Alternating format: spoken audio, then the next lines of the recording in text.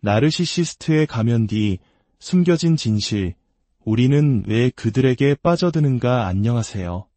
지식과 지혜의 숲을 거니는 여러분과 함께하는 시간입니다. 오늘 우리는 현대사회의 가장 복잡하고도 고통스러운 인간관계의 중심에 있는 한 유형의 사람들에 대해 깊이 파고들어 보려 합니다. 바로 나르시시스트입니다. 혹시 당신의 삶에 이런 사람이 있지는 않았나요? 처음에는 누구보다 매력적이고 카리스마 넘치지만 관계가 깊어질수록 당신을 끊임없이 비난하고 통제하려 들며 모든 문제를 당신의 탓으로 돌리는 사람. 당신의 자존감을 갉아먹고 당신을 정서적으로 고립시키는 그들. 오늘 우리는 저명한 심리치료사와 연구가들의 통찰을 빌려 나르시시스트의 내면 세계를 탐험하고 그들이 사용하는 교묘한 심리적 기술들을 파헤쳐보려 합니다.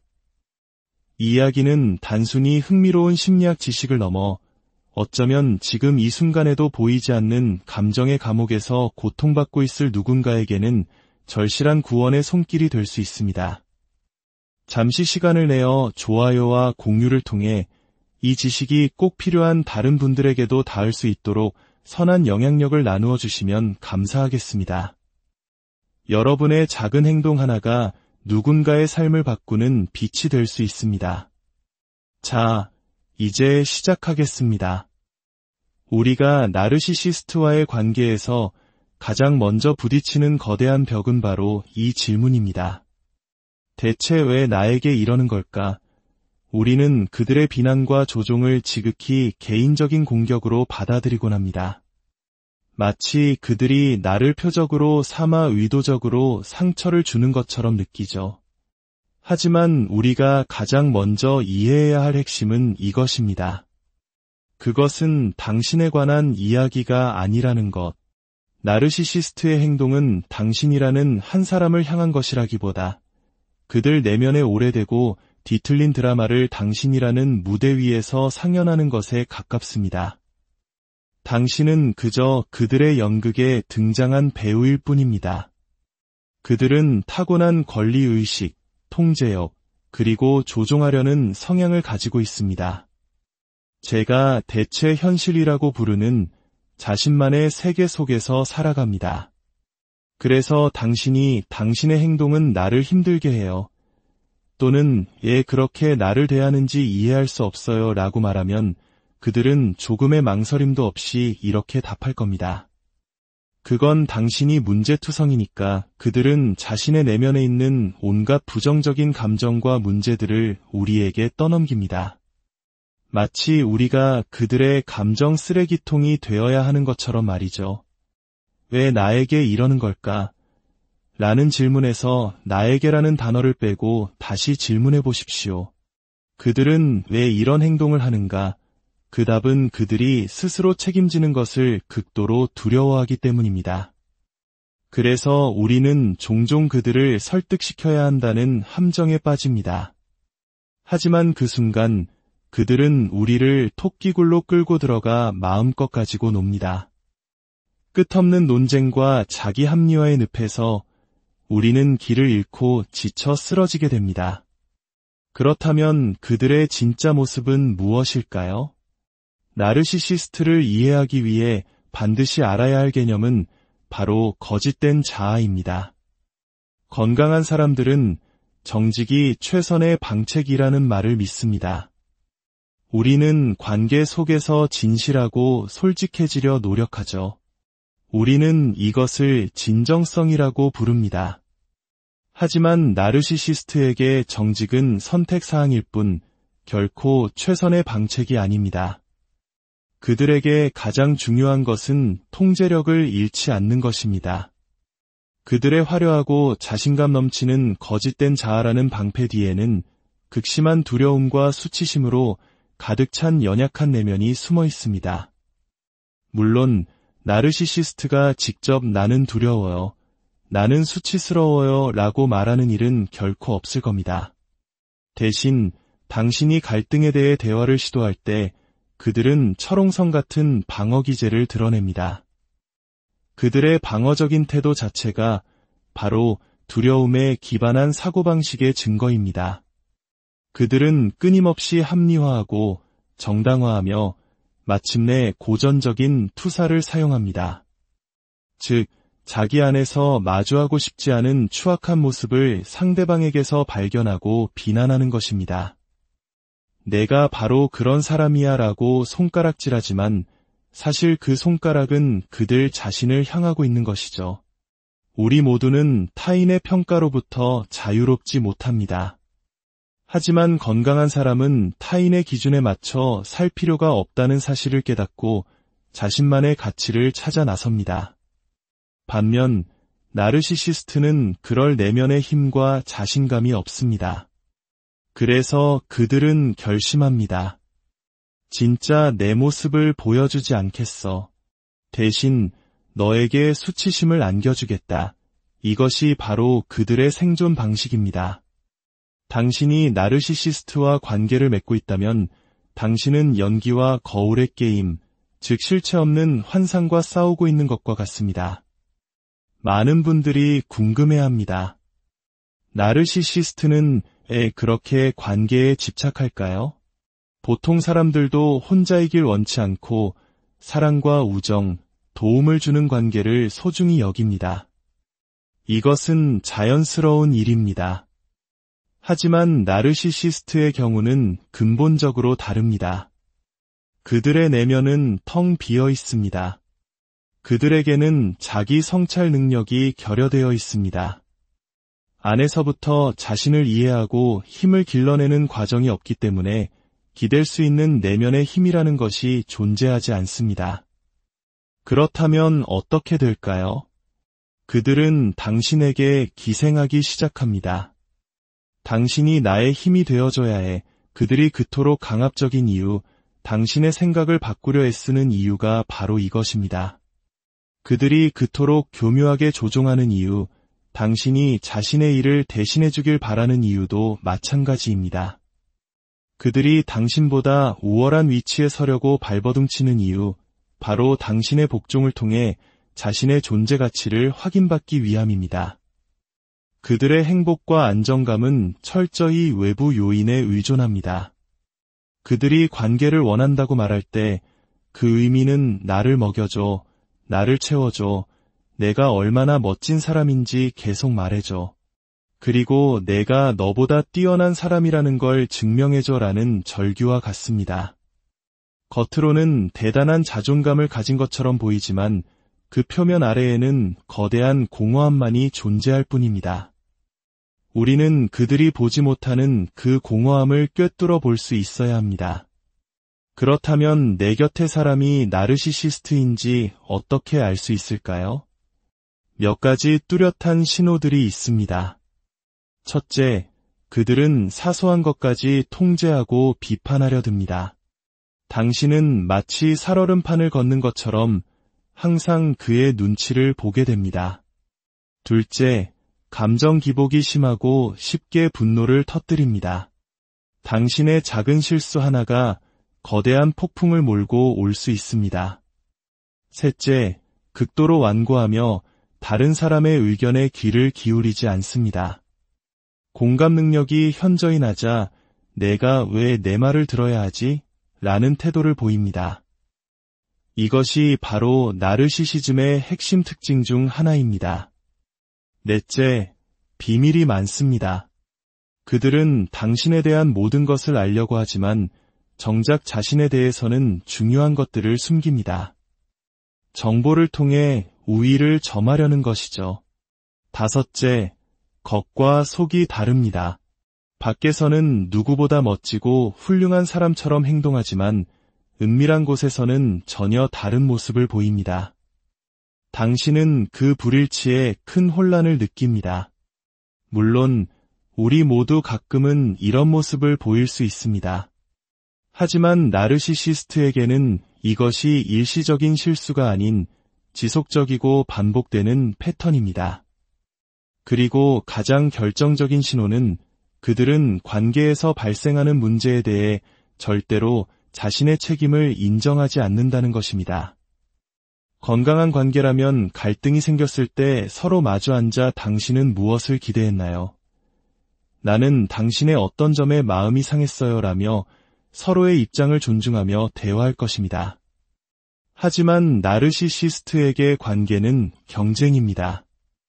그리고 그 경쟁에서 패배자로 지목된 사람은 언제나 바로 당신입니다. 그들은 끊임없이 당신을 이기려 들며 문제가 생기면 내 탓일 리가 없어. 분명히 너한테 문제가 있는 거야. 널 고쳐야 해 라고 말하며 모든 책임을 전가합니다. 이 지점에서 많은 피해자들이 깊은 수렁에 빠집니다. 내가 뭘 잘못했길래 이런 대우를 받아야 하지. 하지만 다시 한번 기억하십시오. 이것은 당신의 잘못이 아닙니다. 이것은 그들의 기능 장애이며 그들은 단지 그 문제를 당신에게 가져왔을 뿐입니다. 당신은 그들의 무대 위에 서 있는 배우일 뿐 연극의 내용은 전적으로 그들에 관한 것입니다. 이 객관적인 시각을 유지하는 것이 무엇보다 중요합니다. 여기서 한 가지 중요한 오해를 바로잡고 넘어가야 합니다. 많은 사람들이 나르시시스트의 파괴적인 행동이 어린 시절의 깊은 트라우마나 학대 혹은 과잉보호 때문이라고 믿습니다. 그들도 결국 상처받은 불쌍한 영혼이야 라는 연민을 느끼게 되죠. 하지만 놀랍게도 수십 년간의 연구 결과는 이러한 통념이 사실과 다를 수 있음을 시사합니다. 한 저명한 트라우마 연구가에 따르면 인구의 약 80%가 심각한 트라우마를 경험하지만 나르시시스트의 비율은 그보다 훨씬 낮습니다. 만약 트라우마가 나르시시즘의 직접적인 원인이라면 인구의 80%가 나르시시스트여야 하지만 현실은 그렇지 않습니다. 최신 뇌과학, 행동유전학, 신경생물학 연구들은 나르시시즘이 환경적 요인보다는 유전적, 기질적 요인과 더 깊은 관련이 있음을 보여주고 있습니다. 즉, 어떤 사람들은 태어날 때부터 특정 심리적 특성이 결핍되거나 과잉된 상태일 수 있다는 것입니다. 이것을 심리적 도구 상자에 비유해 볼 수 있습니다. 우리 대부분은 결혼식에 갈 때와 장례식에 갈 때 어떤 태도와 행동을 보여야 하는지 본능적으로 합니다. 상황에 맞는 적절한 도구를 꺼내 쓸 수 있죠. 하지만 나르시시스트의 도구 상자에는 단 하나의 아주 크고 강력한 도구만 들어있는 것과 같습니다. 바로 과대성입니다. 이 과대성이라는 고정된 특성 때문에 그들은 평등이라는 개념을 인지하지 못합니다. 이것은 노력 없이 얻어진 근거 없는 자기 중요감입니다. 이 때문에 그들은 타인을 자신과 동등한 존재로 여기지 못합니다. 이러한 경향성은 놀랍게도 환경과 상관없이 아주 어린 미취학 아동에게서도 관찰될 수 있다고 합니다. 물론 척박한 환경이 이러한 성향을 증폭시킬 수는 있습니다. 하지만 그것은 원인이 아니라 위험 요인일 뿐입니다. 이 사실이 왜 중요할까요? 바로 변화의 가능성 때문입니다. 만약 나르시시즘이 트라우마의 결과라면 상처를 치유하면 관계가 나아질 것이라는 희망을 품게 됩니다. 많은 상담가들조차 피해자에게 당신의 파트너는 상처받은 사람이니 함께 노력하면 괜찮아질 거예요 라는 잘못된 희망을 심어줍니다. 하지만 나르시시즘이 뇌의 구조나 타고난 기질과 관련된 문제라면 이야기는 완전히 달라집니다. 이것은 우리가 그들을 구원하거나 바꿀 수 없다는 불편한 진실을 마주하게 합니다. 희망을 가장한 미련 때문에 위험한 관계를 끊어내지 못하고 더 큰 상처를 입는 비극을 막을 수 있습니다. 또 다른 뿌리 깊은 오해는 그들이 사실은 낮은 자존감과 자기 혐오에 시달리고 있으며 과장된 행동은 이를 감추기 위한 가면일 뿐이라는 생각입니다. 하지만 연구에 따르면 그들은 자신의 위대함을 100% 진심으로 믿습니다. 예를 들어 타인이 훔친 학위를 마치 자신이 딴 것처럼 주장할 때 그것은 연기가 아닙니다. 그는 진심으로 자신이 그럴 자격이 있다고 믿는 것입니다. 그들의 행동은 열등감의 보상작용이 아니라 타고난 과대성의 직접적인 발현입니다. 그들이 느끼는 공허함은 내가 부족해서가 아니라 우리 대부분이 당연하게 여기는 협력, 공감, 배려와 같은 인간적인 특성들이 결핍되어 있기 때문에 발생하는 것입니다. 그들은 자신에 대해 나쁘게 느끼는 것이 아니라 일이 뜻대로 되지 않을 때 자신을 위해 나쁘게 느낄 뿐입니다. 날 좀 동정해줘. 내 자신이 너무 싫어는 하늘과 땅 차이입니다. 우리는 이 냉정한 진실을 직시해야 합니다. 그들은 스스로 멈추지 않습니다. 이러한 나르시시스트적 성향은 개인의 관계를 넘어 사회 전반에서 분리, 즉 괴롭히는 사람의 형태로 나타납니다. 특히 현대 사회는 이러한 성향을 가진 사람들에게 더 넓은 무대를 제공해주고 있습니다. 과거에는 공동체의 규칙과 법이 극단적인 행동을 제어했습니다. 하지만 지난 수십 년간 미디어, 특히 소셜미디어의 발달은 우리 사회를 기능하는 사회에서 엔터테인먼트 사회로 바꾸어 놓았습니다. 엔터테인먼트의 속성은 무엇일까요? 바로 극단적인 행동, 갈등, 악당과 영웅의 서사입니다. 소셜미디어에서 거짓 정보가 진실보다 더 빨리 퍼지는 이유도 마찬가지입니다. 거짓 정보에는 더 강렬한 감정이 담겨 있기 때문입니다.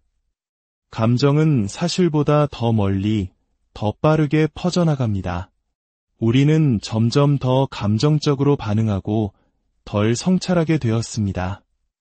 이러한 사회적 분위기는 지배적이고 복수심에 불타며 타인의 영역을 침범하는 것을 즐기는 나르시시스트적 분리들에게 최적의 환경을 제공합니다. 그들은 온라인과 오프라인을 가리지 않고 가정, 직장, 사회 곳곳에서 자신의 영향력을 과시하며 타인을 괴롭힙니다. 우리가 그들에게 쉽게 속는 이유는 인간이 기본적으로 타인을 신뢰하도록 설계되었기 때문입니다. 낯선 사람이 길을 물으면 우리는 기꺼이 돕고 싶어 합니다. 나르시시스트들은 우리의 이런 선한 본성을 너무나 잘 알고 있으며 그것을 교묘하게 이용합니다. 그들의 초기 매력은 바로 우리의 선한 본성을 공략하기 위한 위장술입니다. 그렇다면 이 모든 것을 알게 된 우리는 이제 어떻게 해야 할까요? 가장 먼저 그들을 바꾸려는 헛된 노력을 멈춰야 합니다. 그것은 단단한 벽에 머리를 부딪히는 것과 같습니다. 관계를 끊으라는 조언이 가장 좋겠지만 자녀나 직장 문제로 그것이 불가능한 경우도 많습니다. 이때 필요한 것이 바로 경계 설정입니다. 경계 설정은 단순히 싫다고 말하는 것 이상을 의미합니다. 그것은 그 사람과 상관없이 나는 어떤 사람이 되고 싶은가를 스스로 정의하는 것에서 시작됩니다. 당신이 소중히 여기는 가치들, 예를 들어 존중, 평온, 친절, 진실함 같은 것들을 목록으로 만들어 보세요. 그리고 자문해 보십시오. 나는 어떤 상황에서 이 가치들을 가장 쉽게 잃어버리는가? 아마도 그 나르시시스트가 당신을 비난하거나 논쟁을 걸어올 때일 것입니다. 이제 당신의 과제는 명확해집니다. 그가 어떤 행동을 하든 나는 나의 가치를 지키며 행동하는 것입니다. 그가 이성적인 대화에 참여한다면 좋겠지만 그렇지 않더라도 나는 나의 평온함을 유지할 것입니다. 이것은 감정적으로 그들로부터 멀어지는 것을 의미하며 결코 쉬운 일이 아닙니다. 또한 비밀을 만들지 마십시오. 나르시시스트들은 우리의 일은 아무에게도 말하지 마라며 당신을 고립시킵니다. 그들이 저지른 수치스러운 행동에 대해 당신이 대신 수치심을 느끼도록 만듭니다. 하지만 기억하십시오. 그들의 행동은 당신의 책임이 아닙니다. 당신의 잘못이 아닙니다. 신뢰할 수 있는 친구, 가족 혹은 전문가에게 이야기하십시오. 비밀의 벽이 허물어질 때 비로소 외부의 도움과 객관적인 시각이 들어올 수 있습니다. 당신은 혼자가 아닙니다. 이야기를 마치며 여러분께 꼭 드리고 싶은 말씀이 있습니다. 나르시시스트와의 관계에서 벗어나는 여정은 길고 험난할 수 있습니다. 그 과정에서 당신은 스스로를 의심하고 모든 것이 자신의 탓인 것처럼 느끼게 될지도 모릅니다. 하지만 오늘 우리가 함께 나눈 이야기들을 기억하십시오.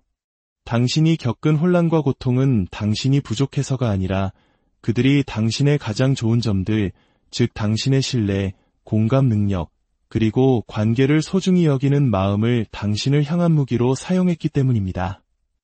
이제 당신의 힘을 되찾을 시간입니다. 당신은 통제와 조종의 대상이 아닌 존중과 사랑을 받을 자격이 있는 소중한 존재입니다. 자신을 정의하고 건강한 경계를 세우고 당신의 진정한 가치를 알아주는 사람들과 함께 하십시오. 당신의 삶은 그들의 연극 무대가 아니라 당신 자신이 주인공인 위대한 이야기입니다. 오늘 우리의 이야기가 당신의 그 위대한 이야기를 다시 써내려가는데 작은